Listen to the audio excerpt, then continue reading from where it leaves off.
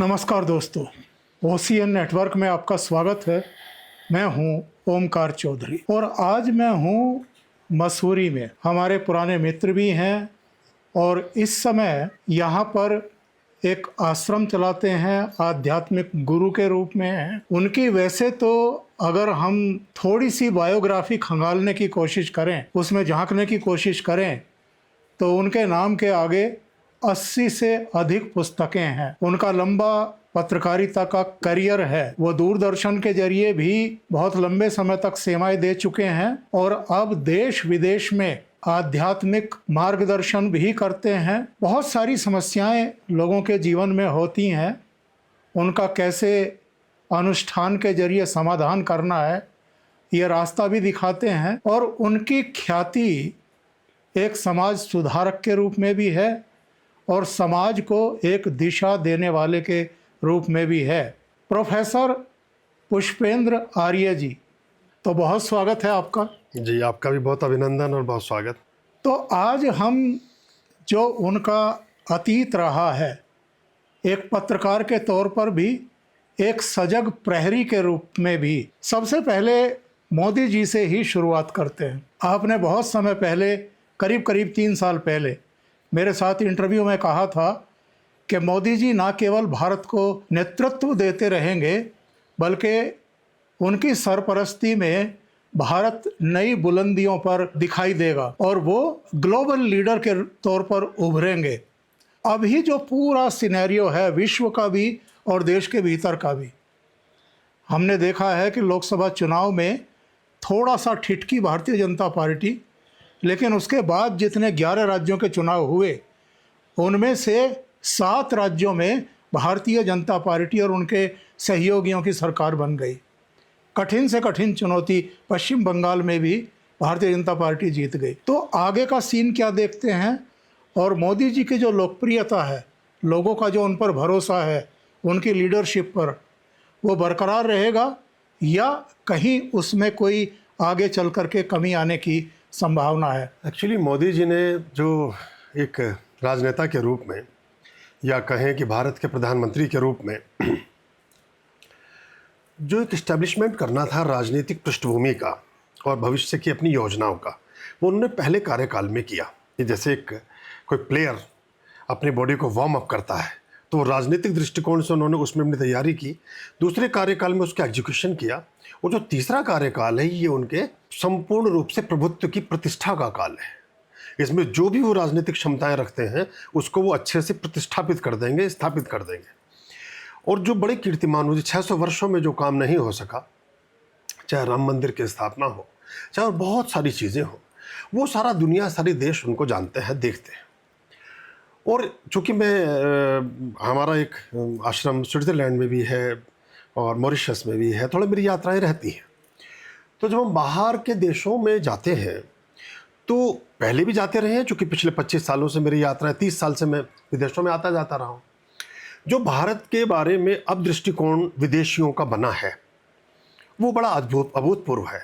और उसका अंततोगत्वा जो एक श्रेय है, वो मोदी जी को जाता ही है। ये हमारे यशस्वी प्रधानमंत्री हैं। और जब भी हम इतिहास के कालखंड पर, इतिहास के शिलालेख पर इस कालखंड की गणना विशुद्ध रूपेण करेंगे और अस्मिता, सुचिता और वैभव का एक इतिहास लिखा जाएगा, तो इसमें नरेंद्र मोदी पूर्व और नरेंद्र मोदी पश्चात 2 तरह के भारत का हम दर्शन करेंगे। और वो आने वाले समय में एक बहुत बड़ी लकीर होगी। मैंने पहले भी कहा था, लगभग एक बार आपने 3-4 साल पहले भी एक इंटरव्यू किया था, इसका उल्लेख आपने भी किया भी है। शायद उससे पहले भी एक बार हमने बात की थी, इनके पहले कार्यकाल के बाद, जहाँ तक मुझे ध्यान आता। तो इनकी जो राष्ट्र राजनीति वाली जो अपनी एक आकांक्षा थी या अपेक्षा थी या जो एक ललक थी, वो पूर्ण हो चुकी है। ये अब वैश्विक पटल पर एक सूझबूझ वाले, एक दूरदर्शी और एक दीर्घ काल तक अपना प्रभाव छोड़ने वाले राजनेता के रूप में प्रतिष्ठापित होंगे और हो भी रहे हैं। यूरोप में इनका बहुत बड़ा वर्चस्व है, यूरोपियन देशों में इनकी बहुत अधिक लोकप्रियता है। कई देशों में लोग सिलेबस का हिस्सा नहीं है, लेकिन मोदी कैसे राजनीति करते हैं इसको सीखना, समझना, जानना चाहते हैं। पिछले दिनों एक डेलीगेशन आया भी था, जो भारत में जो डिजिटलाइजेशन हुआ है, हमारे यहाँ 2 रुपये का पेमेंट भी जो आप जीपे से कर रहे हो, मैन बिहाइंड द कैमरा, पानी ऊपर से नीचे की तरफ बहता है। टेक्नोलॉजी तो पूरी दुनिया में है, विकसित देश वो नहीं कर सके। हम स्विट्जरलैंड में उतनी आसानी से वो आदान प्रदान पैसे को करके वो चीज़ की प्राप्ति नहीं कर सकते जितना भारत में कर सकते हैं। आप एक गन्ने का जूस पीजिए, 10 रुपया उसको जीपे से पेमेंट कर सकते हैं। तो टोटलिटी में जो ये बदलाव आया है, इसका एक फ़र्क आएगा। और जहाँ तक सिनेरियो ईरान की और उसकी सब चल रही है, आप देखिएगा कि देर अबेर, बल्कि मुझे लगता है बहुत जल्दी ही, शांति के लिए ट्रंप का कुछ भी, उनकी अपनी जो उन्होंने बातें की, जिस तरह की उन्होंने अपेक्षाएं की, वो कहाँ रही कहाँ नहीं रही वो अलग बात है। नोबेल प्राइज़ शांति का नरेंद्र मोदी को मिलेगा, ये हम और आप इसको बहुत जल्दी इसके साक्षी होंगे। तो ये एक, चूँकि यूरोपियन कंट्री में और ख़ासतौर से नॉर्वे, मैंने स्वीडन में जन्मे अल्फ्रेड नोबेल, जिनके नाम से पुरस्कार की घोषणा हुई। मैंने स्वीडन की वो गलियाँ देखी, वहाँ के लोगों के अप्रोच, और जो नॉर्वे में जहाँ पूरा इसका एक म्यूज़ियम है जहाँ सबके नोबेल प्राइज़ का पूरा एक सिस्टम चलता है, उसको देखा। तो उनका जो एक रुझान, अब वो लोग बोलते हैं कि ये मोदी के देश से आए हैं, ये भारत देश से आए हैं, आर यू फ्रॉम इंडिया? और वो फोटो खिंचवाने की उनकी, मेरे पास ऐसे वीडियो है, आप कहेंगे तो मैं भेजूंगा, आप उसे लगाना बीच में, कि एक लेडी मेरे पास आती है नीदरलैंड में, भागी छोटी बच्ची है, वो 15-16 साल की, वो तिलक देख के कहती है कि आर यू फ्रॉम इंडिया? मैंने यस। करिए इंडिया इज़ माई ड्रीम, मैं कभी वहाँ विजिट करना चाहती हूँ, मेरे जीवन का स्वप्न है वो। और बड़े अच्छे लोग वहाँ होते हैं, वहाँ बड़े प्यारे लोग होते हैं, आपका प्राइम मिनिस्टर बहुत चार्मिंग, बड़े अट्रैक्टिव है। तो ये सब, ये कहीं से इसके लिए बहुत बड़ी साधना चाहिए, बहुत बड़ा त्याग और बहुत बड़ा पुरुषार्थ चाहिए। ये मोदी जी का अपना एक, उन्होंने इसको अर्जित किया है। ये किसी ने उनको बपोती या एक थाती के रूप में नहीं दिया कि कहीं से बनी बनाई कोई विरासत उन्हें प्राप्त हो गई हो, इसका श्रेय उन्हीं को जाता है। तो वैश्विक स्तर पर ये एक चीज़ बनेगी, यूएनओ में भारत की स्थिति और मजबूत हो रही है, और विभिन्न पर्व भारत के और विभिन्न स्थल भारत के यूनेस्को और यूएनओ में नामित और चिन्हित होंगे। मोदी जी को और सीरियसली लिया जाएगा, और जो कृत्य, जिन छोटी छोटी एक्टिविटीज़ पर पहले भारत या तो थोड़ा पीछे हट जाता था, या अपनी प्रतिक्रिया व्यक्त कर देता था, या कुछ भी बात कर देता था, भारत वैसा नहीं रह गया है। भारत विकसित राष्ट्र होने की तरफ बहुत तेज़ी से उन्मुख है। लंदन को प्राय लगभग हमने पीछे छोड़ दिया, जापान को बहुत पहले पीछे छोड़ चुके हैं, लंदन को और छोड़ देंगे थोड़े बहुत दिन में, वैसे तो लगभग है ही। तीसरी चौथी बड़ी आर्थिक अर्थव्यवस्था के रूप में वैश्विक पटल पर उभरे हैं। 200 देशों के बीच ये छोटी बात नहीं है, और भारत जैसे देश के लिए तो बिल्कुल ही छोटी नहीं है, क्योंकि 150 करोड़ की आबादी, आप लगाइए कि जितने में पूरा यूरोप निपट जाता है, यूरोप के 30 देश। तो अगर अब भारत, जब मैं वहाँ बात करता हूँ, अगर स्विट्जरलैंड की बात करें, थोड़ा मैंने वहाँ ज़्यादा देखा, जहाँ हमारा हो रहा, वहाँ 7 लोगों की एक कमेटी है जो देश को चलाती है। उसी में विपक्ष होता है, उसी में पक्ष होता है, वो मिलजुल के फैसला करते हैं। जब वहाँ मेरी कुछ राजनेताओं से, ऐसे लोगों से बातचीत हुई, तो वो इस बात को लेकर के ही विस्मित और मतलब हतप्रभ है कि इतने बड़े देश को कोई एक आदमी एज ए प्राइम मिनिस्टर कैसे चला सकता होगा। यानी 30 प्रधानमंत्रियों के बराबर ये अकेले व्यक्ति हैं, 30 राष्ट्रपतियों के बराबर ये अकेले व्यक्ति हैं, 30 जो है थल सेना अध्यक्ष, जल सेना, मतलब जितने भी हमारी ये विशेष प्रोफाइल्स हैं, विदेश नीति हो कुछ हो, तो विदेश नीति में एस जयशंकर अपना काम कर ही रहे हैं, वो भी बहुत अच्छे, हमारे बड़े भविष्य उनका बहुत उज्जवल है, वो एक अच्छे ढंग से काम कर रहे हैं। लेकिन मोदी जी का जो एक अपना ऑरा है, उनका जो अपना एक उन्होंने साम्राज्य स्थापित किया है लोकप्रियता का, वो बहुत बड़ी बात है। और देखिए, चाहे इटली के प्राइम मिनिस्टर हों, चाहे लंदन के प्राइम मिनिस्टर हों, इन लोगों की जो स्टेटमेंट है वो मोदी जी को ही तो समर्थन करते हैं। तो वैश्विक पटल पर इतनी लोकप्रियता किसी भारतीय राजनेता को अब से पूर्व आपको देखने को नहीं मिली है, किसी को भी नहीं मिली है। और उनकी इस लोकप्रियता, सर्वग्राह्यता और उनकी सूझबूझ और बातचीत करने का जो उनका अपना एक ढंग है भारत को रखने का, उसको सभी कायल हैं। जो विपक्षी लोग हैं, जो विपक्ष की पार्टी में लोग हैं, कांग्रेस में या बाकी दलों में जो लोग हैं, इस राजनीतिक सूझबूझ के, तो वो भी कायल हैं। अब वो कह नहीं सकते इस बात को, चूंकि राजनीतिक एक एजेंडा होता है, मैं विरोधी करने वाली, ये भारत का एक दुर्भाग्य रहा, बाकी लोकतांत्रिक देशों में ऐसा नहीं है। अगर एक व्यक्ति एज ए मैन अच्छा है तो हमें उसे अच्छा कहना चाहिए। राजनीतिक मतभेद अलग हो सकते हैं, काश ऐसी स्वतंत्र राजनीति की कोई पटल कभी हमारे भारत में स्थापित हो कि हम व्यक्ति के नैसर्गिक गुणों के लिए उसको प्रणाम करें, और राजनीतिक जो हमारे मतभेद हैं उनको हम अलग रखें, तो एक अच्छा देश हम बनाने की दिशा में होंगे। मोदी जी का भविष्य एकदम उज्ज्वल है, वो बहुत अच्छे से काम करेंगे। वो ये भी हो सकता है कि साउथ ईस्ट ऑफ एशिया के देशों का एक ऐसा समुच्चय बने, हमारी एक ऐसी करेंसी निर्मित हो कि जो डॉलर के विकल्प के रूप में हो। और जो एक बहुत पहले एक बात और आपके इंटरव्यू में मैंने कही थी कि वर्ल्ड पावर मूव हो रही है, विश्व शक्ति विकेंद्रित हो रही है। तीन अब दुनिया को आप एक महाशक्ति के रूप में नहीं देख सकेंगे आने वाले समय में। लगभग अब तीन या चार भी हो, तीन तो निश्चित मानिए, तीन महाशक्तियों के रूप में इस विश्व पटल का संचालन होगा, जिनमें अमेरिका अपनी जगह होगा, यूरोपियन देश और बाकी चीज़ें होंगी, रूस, चाइना और भारत, इनके अलग अलग तरह के आयाम होंगे। और उन चीज़ों में हम सारा प्रादुर्भाव और बदलाव एक देख भी रहे हैं। तो और भारत बहुत अब एक छोटी सी कूटनीति की बात हम कहें तो जो खामिनेई के बारे में समाचार आए, अब उनका एक अंत्येष्टि होने वाली के समाचार मिल रहा है कि अब होगी, उनकी डेड बॉडी रखी गई। हमारे भारत के प्रधानमंत्री ने भारत की तरफ से आज तक भी उनके दिवंगत संदेश का प्रसारण नहीं किया गया। ये बहुत बड़ी बात है, ये बहुत बड़ी बात है। इसको अगर राजनीतिक दृष्टिकोण से आप देखेंगे, यानी कि हम ईरान को मान ही नहीं रहे हैं कि वो पराजित है। और ये एक और अद्भुत बात है कि जो ईरान भी अपना मित्र मान रहा है, मिडिल ईस्ट के देश भी अपना मित्र मान रहे हैं, यूरोपियन देश भी अपना मित्र मान रहे हैं, बहुत सारे प्रसंगों में चाइना भी अपना मित्र मान रहा है, वो बाकी हमारे अपने जो सीमावर्ती चीज़ें होती हैं वो रहेंगी।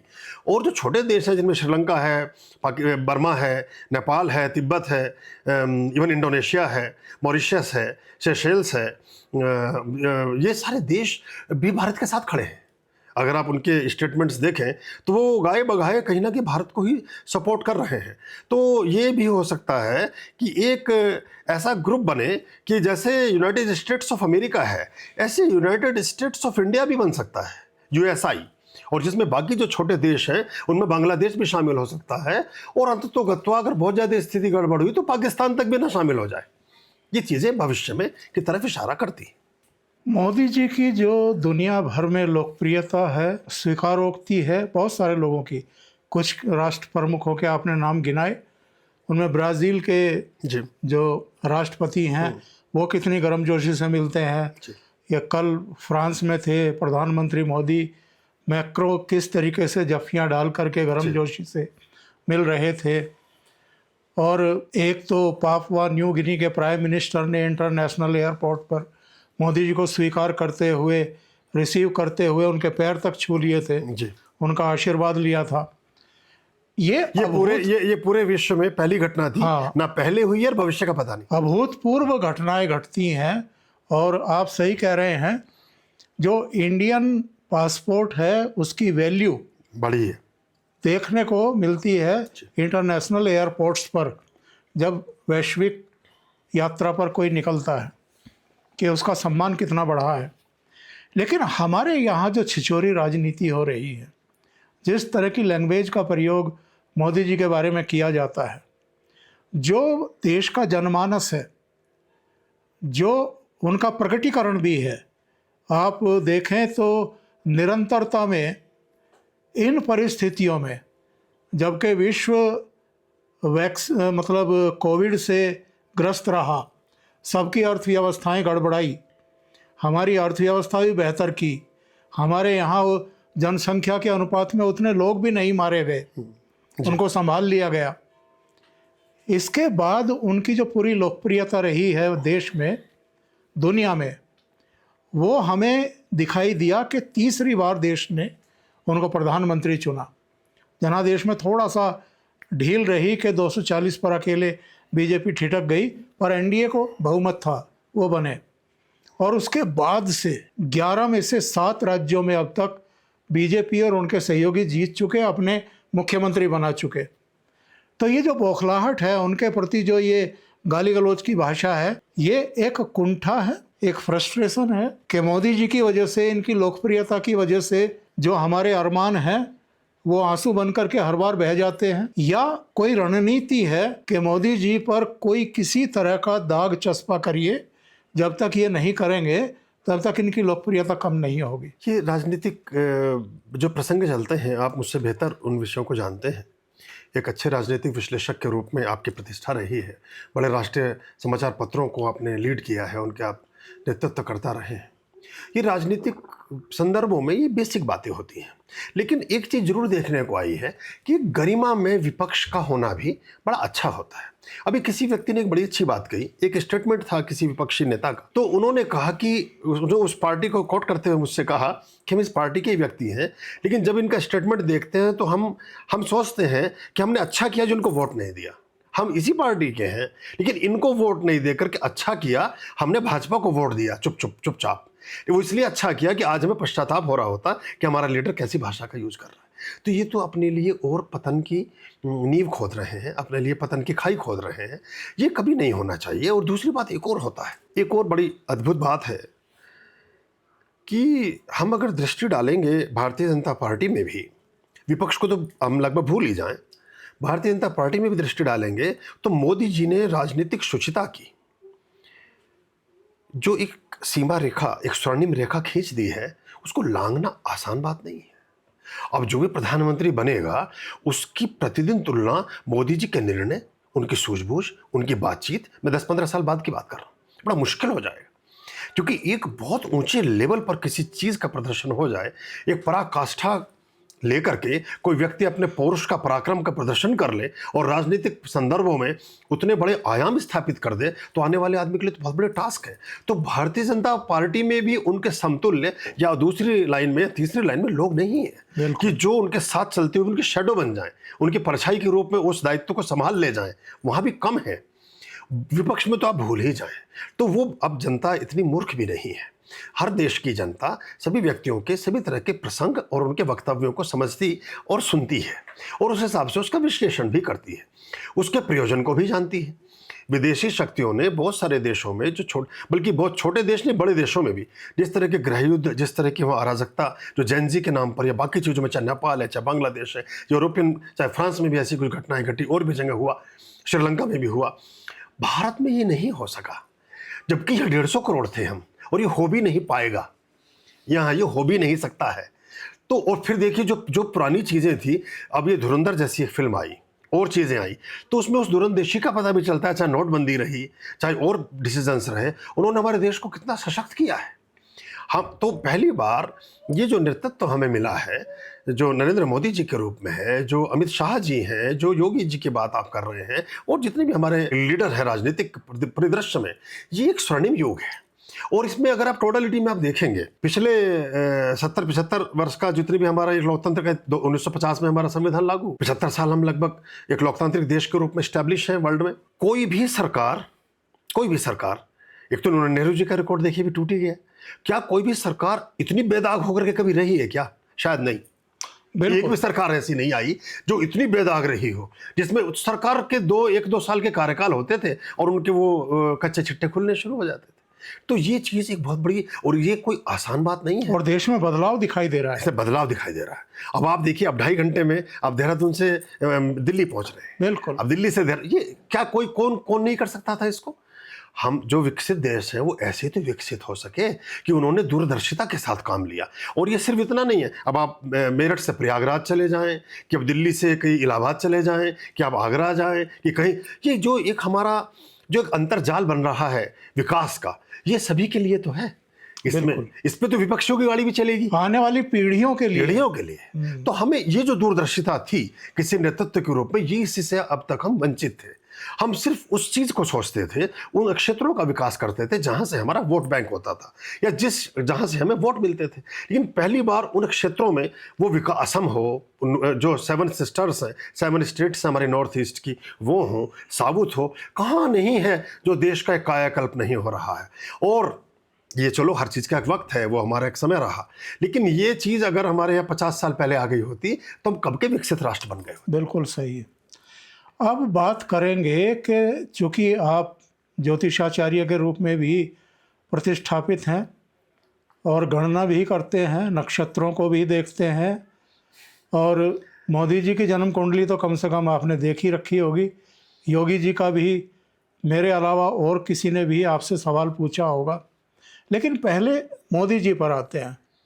बहुत सारे लोग ये कहते हैं कि भाई नेहरू का जो कार्यकाल है वो सबसे लंबे समय तक प्रधानमंत्री का कार्यकाल है, 17 साल कुछ महीने का है। लेकिन उसमें भी 15 अगस्त 1947 से और 52 में जब तक नई सरकार पहली बार नहीं चुन ली गई, पहली लोकसभा का चुनाव नहीं हो गया, तब तक तो वो बिना चुने हुए मनोनीत प्रधानमंत्री के तौर पर काम करते रहे। और 52 से लेकर के 64 अपनी मृत्यु तक वो चुने हुए प्रधानमंत्री रहे। क्या मोदी जी उनके कार्यकाल को क्रॉस करेंगे, यानी चौथी बार भी देश का नेतृत्व करेंगे, और किस तरह के प्रधानमंत्री टोटलिटी में साबित होंगे? वो ऐसे प्रधानमंत्री साबित होंगे कि आने वाले समय में उनको, मैंने जैसे बताया कि इतनी लंबी रेखा खींच जाएंगे कि दूसरे को करना बड़ा मुश्किल हो जाएगा।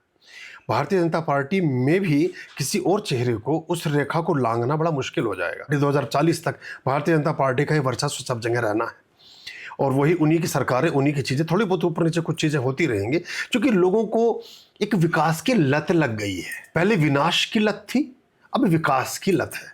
और विकास एक ऐसी चीज़ है, हर कोई सोचता है कि मेरा बच्चा अच्छी सड़क पर चले, मेरा बच्चा अच्छे स्कूल में पढ़े। वहाँ पार्टीगत दलगत चीज़ें पीछे रह जाती हैं, वहाँ सांप्रदायिक बाकी चीज़ें सब पीछे रह जाती हैं। हर आदमी अपने जीवन को खुशहाल और अच्छा जीना चाहता है। हर कोई जो ड्रीम लोगों को यूरोपियन देशों के, विदेशों के आते थे, वो ड्रीम्स उनको यहीं फुलफिल हो रहे हैं। और जो दूरदर्शिता जिस तरह से वो लेकर के चलते हैं, तो ये एक बात रहेगी। अभी वो अच्छे से इस कार्यकाल को करेंगे, और भी चीज़ें होंगी। और लंबा वो नेहरू जी का जो आपने एक बात बताई, वो निर्वाचित प्रधानमंत्री के रूप में नहीं थी। निर्वाचित प्रधानमंत्री ये पहले ही हैं, और आगे का क्या होगा उसको भी कह नहीं सकते। लेकिन इतना लंबा, एक 3 बार का मुख्यमंत्री और 3 बार का प्रधानमंत्री भारत में कोई भी नहीं हुआ है। बिल्कुल, कोई भी नहीं हुआ है आज तक। और भारत में नहीं, विदेशों में भी नहीं हुआ, विदेशों में भी नहीं हुआ कि एक टेरिटरी, पर्टिकुलर टेरिटरी का 3 बार कोई चीफ मिनिस्टर रहा हो या स्टेट हेड रहा हो। वहाँ कई अलग अलग तरह से पद होते हैं विदेशों में, और फिर वो निरंतरता में, हाँ, ये बिल्कुल बहुत मुश्किल काम है। क्योंकि ये तभी हो सकता है, ये एक तलवार की धार पे चलने जैसा है। इसमें बहुत प्रलापों से, बहुत प्रलोभनों से, बहुत भय से, बहुत भाव से, बहुत लोभ से, बहुत लाभ से, इन सबसे बचने वाली आत्माएं। पहले पुराने समय में एक श्लोक आता है ऋग्वेद में, जिसमें कहा गया है कि जो राजा है वो परमात्मा का पुत्र होता है। तो जिसके ऊपर ईश्वरीय वरदान नहीं है, वो इस छत्र को भोग नहीं सकता है। तो इनका अभी ईश्वर, बस इनका जो स्वास्थ्य है वो अच्छा रहे, और ये उस तरह से बहुत अच्छा अभी काम करेंगे, और आने वाला समय भारत के लिए बहुत अच्छा है। ये तो 45-40 की बात कर रहे हैं, 50 की बात कर रहे हैं विकसित राष्ट्र की, मुझे उससे पहले होता हुआ नजर आ रहा है। आप 36-38 तक ही उस चीज़ को छू लेंगे, उसको टच कर लेंगे। आपने स्वास्थ्य का जिक्र करके मेरे मन में एक प्रश्न खड़ा कर दिया है कि इनका स्वास्थ्य ठीक रहे, क्या कोई ऐसी आशंका है? कुछ एक युतियाँ हैं, कोई थोड़ी सी राहु और गुरु की जो चीज़ें हैं, वो थोड़ा सा कभी ऐसा हो सकता है कि कुछ स्वास्थ्य में कुछ थोड़ा ऊंचा नीचा रहे। बाकी वैसे सब अच्छा रहेगा, क्योंकि वो बहुत संयमी है, और बहुत उनकी दिनचर्या बड़ी संयमित है, नियमित है, और वो बहुत खान पान के बड़े चूजी हैं। तो एक आज भी एक 35 साल के, टचवुड उनको नज़र ना लगे, एक 35 साल के बच्चे से अधिक समय वो अधिक काम कर रहे हैं, उनसे दुगनी उम्र का होने के बाद, 75 ईयर्स का होने के बाद भी उनको जो ऊर्जा का जो स्तर है, क्योंकि आध्यात्मिक है, और वो देयर फॉर नहीं है, ना भूतो ना भविष्यति, ना उन्हें बाकी चीज़ों की चिंता है, ना उन्हें किसी स्कैंडल का कोई परवाह, मतलब कहीं फंसे हुए हैं, ना किसी तरह के षड्यंत्र में या किसी तरह के घोटाले में। तो जब किसी को चिंता ही नहीं है, तो चिंतन करता है, फिर वो जो चिंता से परे है वो चिंतन करता है, और जो राष्ट्र चिंतन करता है वो देश का सबसे बड़ा सपूत और सबसे बड़ा व्यक्ति साबित होता है। थोड़ा समय लगता है हमें गणना करने में, कि हमें एक कालखंड चाहिए होता है एनालाइज करने के लिए, कोई भी चीज़ तुलनात्मक विश्लेषण के लिए एक समय अवधि चाहिए होती है। तो अभी हम इनको कम आंक रहे हैं, आने वाला समय इनको और भी बड़े शलाका पुरुष के रूप में स्टैब्लिश करेगा। तो जो लोग योगी जी को प्रधानमंत्री के रूप में देखना चाहते हैं, उन्हें अभी प्रतीक्षा करनी होगी। हाँ, उन्हें प्रतीक्षा करनी होगी, और हो सकता है ऐसा भी हो कि योगी जी, मतलब जब देखिए, वो बहुत प्रतिभाशाली, बहुत मेधावी और बहुत योग्य मुख्यमंत्री हैं। उन्होंने भी जो कीर्तिमान इस्टेब्लिश किए हैं वो मैचलेस हैं। लेकिन जब हम प्रधानमंत्री के रूप में किसी बड़े लोकतंत्र के मुखिया की कल्पना करते हैं, उसमें योगी जी थोड़ा सा मुझे पीछे दिख रहे हैं। अमित शाह भी पीछे दिख रहे हैं। इनसे आगे तो नितिन गडकरी हो सकते हैं, और सबसे आगे जो नाम हो सकता है वो है एस जयशंकर का। साउथ का व्यक्ति अगला प्रधानमंत्री होगा, जो भी होगा। योगी जी जो हैं वो अपनी जगह, वो रक्षा मंत्री हो सकते हैं, देश के गृह मंत्री हो सकते हैं, प्रधानमंत्री में मुश्किल आएगी उनको। आपने पिछली बार इंटरव्यू में कहा था कि राहुल गांधी देश के प्रधानमंत्री कभी नहीं बनेंगे। मैंने तो 15 साल पहले ये बात बोली थी जी। आप इस पर कायम हैं, और क्यों नहीं बनेंगे? उनका आधार का लग्न है, अगर हम ज्योतिषीय दृष्टिकोण से देखें तो। और वो अगर एक, वैसे मैं ज़्यादा राजनीतिक बातों को थोड़ा सा परहेज करने की कोशिश करता हूँ, उसमें रीज़न ये है कि जो 19 जून 1970 जो लग्न है उसमें नीच के शनि है और भी कई सारी चीज़ें हैं। तो उस स्थिति में वो जहाँ से अगर अपनी टेरिटरी को छोड़ दें तो वो मेयर भी नहीं हो सकते। गांधी नाम हटा दिया जाए। यानी अपनी पर्टिकुलर कॉन्स्टिट्यूंसी भी छोड़ दें। हाँ हाँ, तो मतलब जो एक ये ज्योतिषीय एक जो बात है, अमेठी में तो हार ही चुके हैं। हालांकि अच्छे लगते हैं वो, पर मुझे ऐसा लगता है कि वो अगर दूसरे दृष्टिकोण से राजनीति करते तो उनका प्रभाव देश में अधिक होता। और हर व्यक्ति एक परिवार में, जैसे वंशानुगत उसकी बात करते हैं, तो आइंस्टीन का बेटा आइंस्टीन नहीं होता, आर्किमिडीज का बेटा आर्किमिडीज नहीं होता, अटल बिहारी जी के पिताजी प्रधानमंत्री नहीं थे। कुछ ऊर्जाएं हैं, कुछ एक परमात्मिक शक्तियां हैं जो किसी व्यक्तित्व विशेष का चयन करती हैं और फिर उस हिसाब से उसको दायित्व दिया जाता है। तो ये बात मैं ही क्या, ये बात आप किसी विपक्षी लोगों के दिल पर भी हाथ रख के पूछें और वो अगर ईमानदारी से अंतरात्मा की आवाज़ सुन के कहें तो क्या उन्हें वो लगते हैं उस योग्य? उनको भी काफ़ी इसमें सुधार और अच्छा एक वो करना चाहिए। तो हालांकि एक अच्छे विपक्ष का होना किसी भी लोकतंत्र के लिए एक अनिवार्य अंग है। एक मजबूत विपक्ष अच्छा रहता है, लेकिन अब जो भी है वो आपके सम्मुख है ही सारी बातें, सब तरह के स्टेटमेंट्स, सब तरह की उनकी दूरदर्शिताएं। फिर जब हम कभी बाहर जाते हैं, एक सबसे बड़ा उनका माइनस पॉइंट देखने को मिलता है, जब वो राष्ट्र कभी कभी ऐसा भी उनका स्टेटमेंट आ जाता है जो देखा है कि वो भारतीयता के बारे में वो छवि प्रस्तुत नहीं करता जो एक राष्ट्र नेता की होनी चाहिए। बिल्कुल, एक राष्ट्र नेता को जैसा स्टेप लेना चाहिए, वो पक्ष विपक्ष तो भूल जाइए। एक राष्ट्र नेता का, अब देखिए, अगर राजीव गांधी जिस समय प्राइम मिनिस्टर हैं भारत के, अटल बिहारी वाजपेयी यूएनओ में एड्रेस कर रहे हैं, उनसे एक प्रश्न पूछा जाता है न्यूयॉर्क टाइम्स से, राजीव गांधी से, तो वो कहते हैं इस प्रश्न का उत्तर अटल बिहारी वाजपेयी अच्छा दे पाएंगे क्योंकि वो विदेश से संबंधित चीज़ों को दे। तो ये छोटी बात, ये बात होती है कि आदमी भले ही किसी दूसरी पार्टी का वो है, लेकिन उसको कहे कि ये व्यक्ति इस बात की सलाहियत रखता है, इस बात की काबिलियत रखता है। यहाँ कहीं थोड़ा सा वो चूक रहे हैं। और भारत में ज़्यादातर राजनेता वही सफल हुए हैं, चाहे जो चौधरी चरण सिंह जी हों, जिसका भी आप नाम, इंदिरा गांधी को भी आपने, जिन्होंने जमीन के साथ जुड़ करके अपने पुरुषार्थ को प्रबल किया है, जो भारत के जनमानस की बात को समझते हैं, ना कि किसी स्क्रिप्ट के आधार पर जनमानस को समझते हैं। इन दोनों चीज़ों में बड़ा फर्क आ जाता है। बिल्कुल सही बात है आपकी। अब मैं एक ऐसा संवेदनशील प्रश्न आपसे पूछूंगा। आप वैश्विक घटनाक्रम को बहुत ध्यान से देखते हैं। पिछले कार्यकाल में डोनाल्ड ट्रंप और प्रधानमंत्री नरेंद्र मोदी के बड़े दोस्ताना ताल्लुकात थे। इस बार जब डोनाल्ड ट्रंप चुने गए तो तल्खियां देखने को मिली पहली ही मुलाकात से। फरवरी 2025 में नरेंद्र मोदी वॉशिंगटन गए, व्हाइट हाउस में मुलाकात हुई और उसके बाद से चीज़ें बिगड़ गई। क्या वजह मानते हैं और कुछ गणना है आपके पास? डोनाल्ड ट्रंप की कुंडली का अध्ययन किया हो या मोदी जी की किया हो, अगर कहीं कुंडली में हेर फेर होता, कुछ मामला होता, तो पहले कार्यकाल में भी एक दूसरे की छाया से दूर भागते। इस बार ऐसा क्या हुआ? नहीं, देखिए, राजनीति में क्या होता है, आप भी बहुत अच्छे से समझते हैं, जानते हैं, कोई भी स्थायी मित्र और स्थायी शत्रु नहीं होता।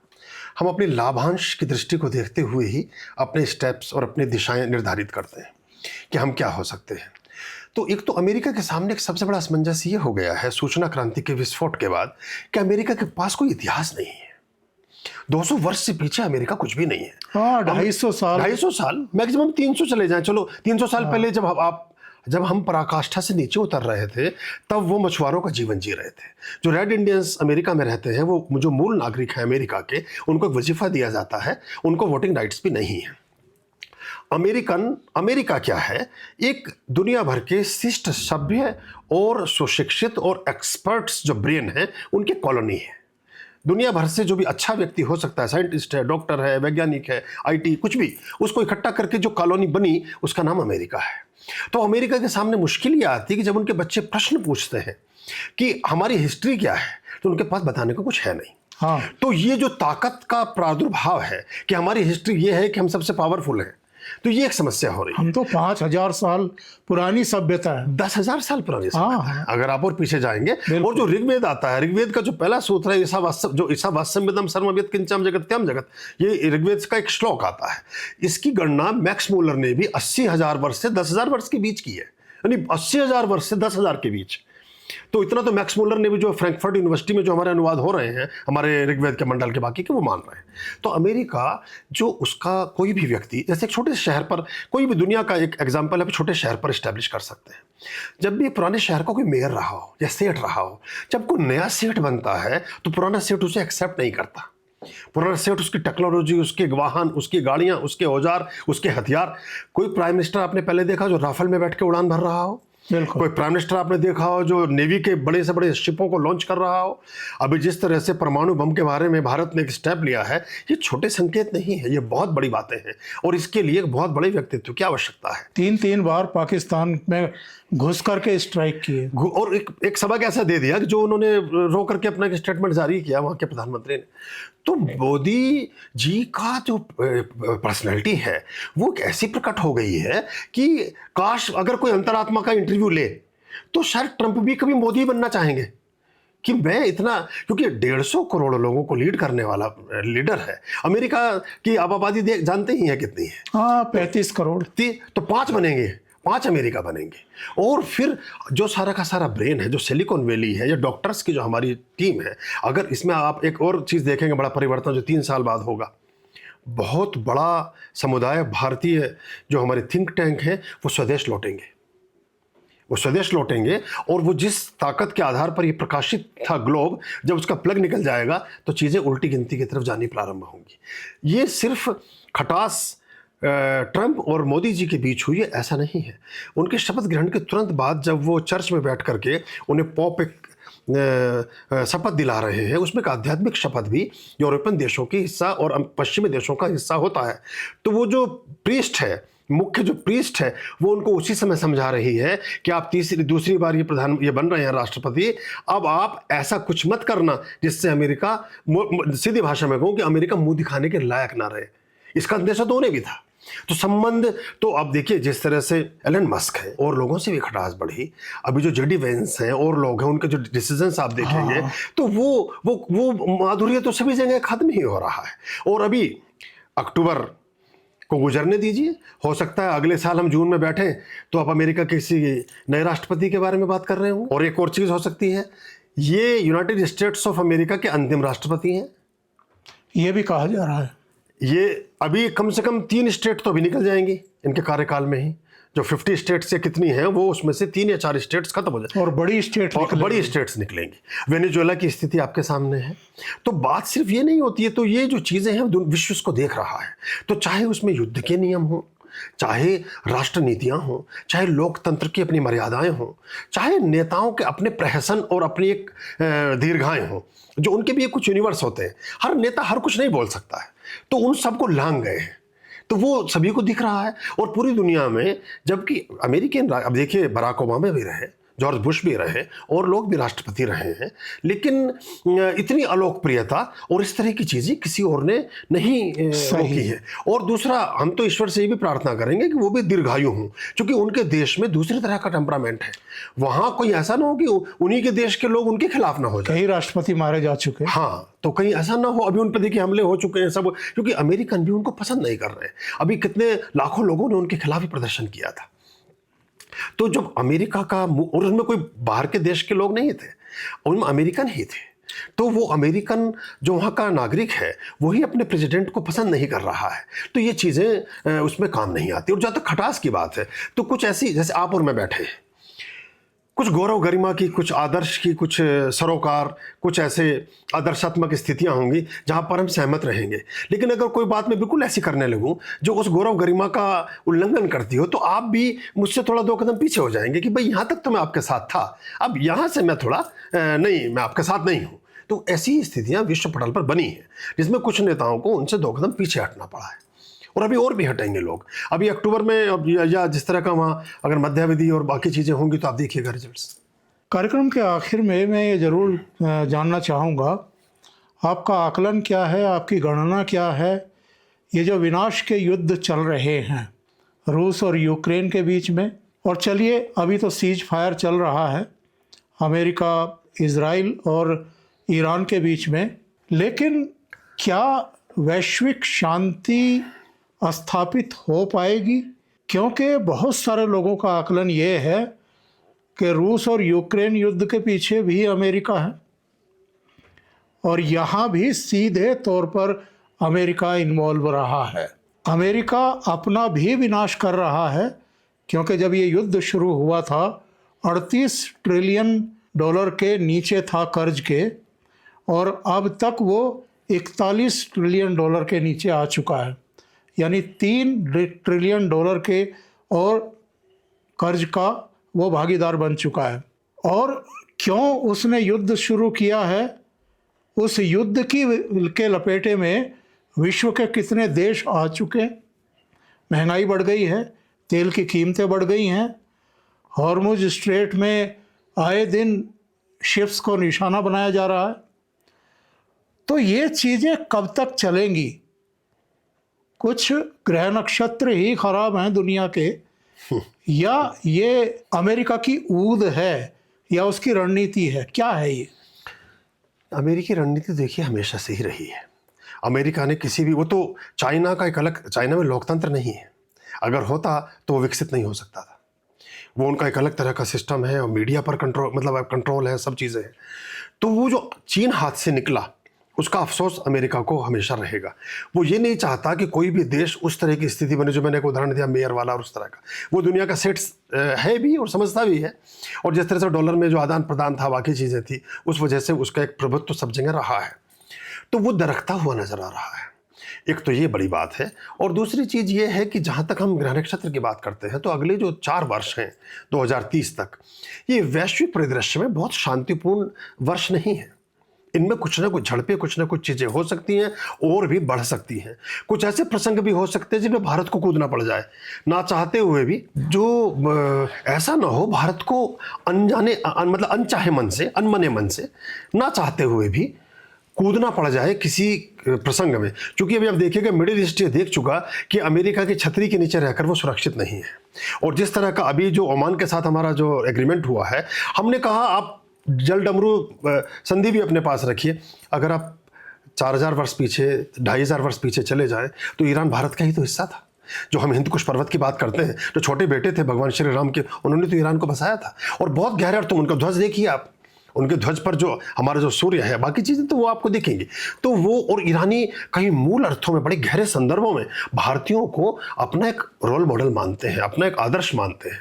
तो ये जो देश की स्थितियां बनेंगी, इसमें भारत ऐसा ना हो कि भारत यूरोपियन देशों के लिए भी, भारत मिडिल ईस्ट के देशों के लिए भी और बाकी देशों के लिए भी एक ऐसा रक्षक के रूप में ना प्रकट हो जाए, और इतना बड़ा जो हम बात करते थे, विमान हो, रक्षा आयुध हो, उनका एक ऐसा एक्सपोर्टर ना बन जाए कि वो दुनिया के सामने एक लंबी लकीर खींच दे। और वो सिंदूर वाले जो ऑपरेशन सिंदूर था, उसमें अपनी ताकत का एहसास हमने करा भी दिया है। तो वो पाकिस्तान भी हिला, अमेरिका भी हिला उससे। तो वो पूरी दुनिया उस बात से समझती है कि हम आज कहाँ खड़े हैं।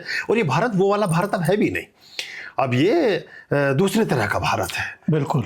और तो ये जहाँ तक बात इस तरह की झड़पों की है, ये असहजता की है, ये तो भी बढ़ेगी। इसमें एक और भी समस्या है। एक समस्या ये है कि पिछले द्वितीय विश्व युद्ध के बाद कोई विश्व युद्ध हुआ नहीं, और जो 75-80 साल 85 साल हो गए हैं, अब एक आदमी जो एक बुल है, वो कहीं सींग भिड़ाना चाहता है, और भिड़ाने को कोई अवसर मिल ही नहीं रहा है। तो कहीं ना कहीं ऐसे जो मदांध राजनेता होते हैं, वो अपने प्रभुत्व को स्थापित करने के लिए और इतिहास में बन जाने के लिए, ट्रूमैन से पूछा गया कि आपने हिरोशिमा नागासाकी पर क्यों परमाणु फेंका, वो कहता है इसके अलावा मैं इतिहास में नहीं आता, मैं सिर्फ एक एक्स प्रेसिडेंट कहलाता। तो कई बार ऐसी चीज़ें भी आदमी को सनक सवार हो जाती है कि हम कुछ ऐसा काम कर बैठे कि जिससे हम इतिहास का हिस्सा या ऐसी कुछ चीज़ें हमारे अंदर हम स्थापित कर लें। लेकिन अभी ये विश्व शांति तो एकदम से हम नहीं कह सकते, लेकिन प्रारूप जरूर बदलेंगे। दादागिरी में परिवर्तन आएगा। जिनको हम समझते थे कि विश्व दादा हैं, हो सकता है वो ना निकले, कोई और ही ना बन जाए। प्रोफेसर पुष्पेंद्र जी की एक पुस्तक आई है, दिल्ली के जाने माने प्रकाशक प्रभात प्रकाशन से, और मैं अपने दर्शकों को ज़रूर ये पुस्तक दिखाऊंगा, और जो इंटरेस्टेड हों वो इसको ज़रूर खरीद सकते हैं। सफलता के 70 कदम, सप्तदशक सूत्रम, परम प्रज्ञ जगत गुरु प्रोफेसर पुष्पेंद्र कुमार आर्यम जी महाराज। तो ये उनकी पुस्तक है। थोड़ा सा पुस्तक के बारे में भी ज़रूर बताइए। ये पुस्तक चूंकि हम युवा राष्ट्र हैं, इस समय सबसे ज़्यादा हम जो पूरे दुनिया में, ये पुस्तक आप ही के लिए मैंने इसको सप्रेम भेंट आपको दिया है। आप इसे अपने पास प्रति आप रखिएगा, और अच्छा तो होगा कि इसकी समीक्षा के रूप में जो कुछ लाइनें, 4-6 लाइनें, आप 10 लाइनें आप भेजेंगे तो अच्छा होगा। इस पुस्तक में हमने उन लोगों के लिए जो एक अपने जीवन में एक ऐसी खोज में निकले हैं, उनको लगता है कि हम कैसे सबसे टॉप हो जाएं, तो उस टॉप होने के लिए हमें कुछ सूत्रों का पालन करना ज़रूरी होता है अपने जीवन में। कुछ नियम, कुछ मैकेनिज्म, कुछ तरीके, या जो गुरु है जो गुर दे, गुर कहते हैं फार्मूलाज। तो वो कौन से ऐसे फार्मूलाज हो सकते हैं जिनको अपना करके हम अपने जीवन में सफल हो सकते हैं? कौन सी चीज़ें ऐसी हैं जो असफलता की ओर ले जाती हैं? क्या सफल और असफल होने के बाद की भी कुछ प्रतिछायाएँ हो सकती हैं? वो प्रतिछायाएँ, आप कितने भी सफल हो जाएं, लेकिन जीवन में अगर शांति नहीं है, सौहार्द नहीं है, प्रेम, माधुर्य और सहिष्णुता और मित्रता नहीं है, तो भी वो सफलता अधूरी है। तो कैसे हम एक स्थायी सफलता और स्वीकार्य सफलता के संवाहक बने, उन बिंदुओं पर हमने इसमें थोड़ा एक चर्चा की है, और कुछ युवाओं को गाइड करने की कोशिश उसमें रही है। ये पुस्तक आपके लिए सप्रेम भेंट हमारी तरफ से। बहुत बहुत धन्यवाद आपका इस पुस्तक के लिए भी और इस बातचीत के लिए भी। आपका भी बहुत बहुत बहुत धन्यवाद। जी।